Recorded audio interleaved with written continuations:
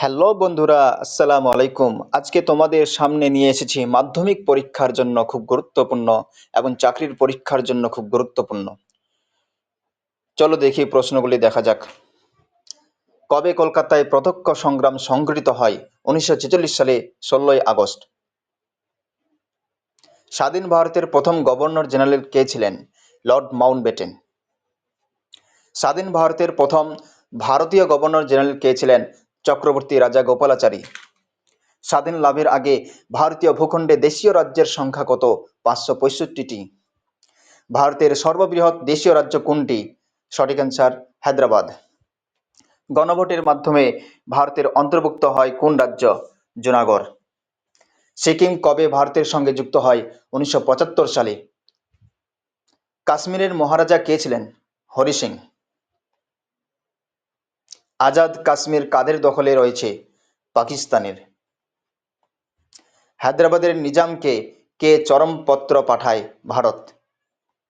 হায়দ্রাবাদ কবে ভারতের অন্তর্ভুক্ত হয়? 1950 সালের 26 জানুয়ারি। তেলেঙ্গানা বিদ্রোহ কোথায় হয়? হায়দ্রাবাদে। ভারতের স্বাধীনতা লাভের সময় চন্দননগর কাদের উপনিবেশ ছিল? ফরাসিদের। গোয়া কবে ভারতের সাথে যুক্ত হয়? 1961 সালে। দেশভাগের পর কোন অঞ্চল পূর্ব পাকিস্তান নামে পরিচিত ছিল? পূর্ববঙ্গ। নেহেরু লিয়াকত চুক্তি বা দিল্লি চুক্তি কবে স্বাক্ষরিত হয়? 1950 সালে। পশ্চিমবঙ্গের প্রথম উদ্বস্তু কমিশনার কে ছিলেন?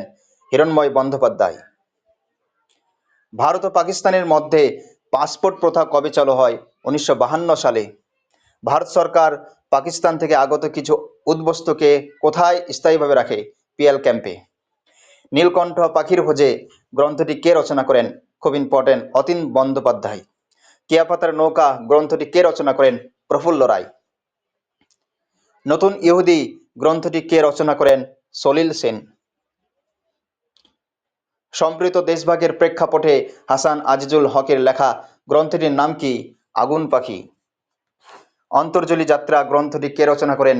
কমল কুমার মজুমদার। নীলিমা ইব্রাহিমের লেখা গ্রন্থটির নাম কি? আমি বীরঙ্গনা বলছি। দয়াময়ের কথা গ্রন্থটি কে রচনা করেন? সুনন্দা শিকদার। বসত গ্রন্থটি কার লেখা? শৌকত আলী। গোদান গ্রন্থটি কার লেখা? মুন্সি প্রেমচাঁদ। খুব ইম্পর্টেন্ট। টোবা টেক সিং গ্রন্থটি কে রচনা করেন? সাদাত হাসান মান্টো। আজকের লাস্ট প্রশ্ন, ট্রেন টু পাকিস্তান গ্রন্থটি কে রচনা করেন? খুশবন্ত সিং। আজকে এই পর্যন্ত। থ্যাংক ইউ এভরিওয়ান, সকলকে।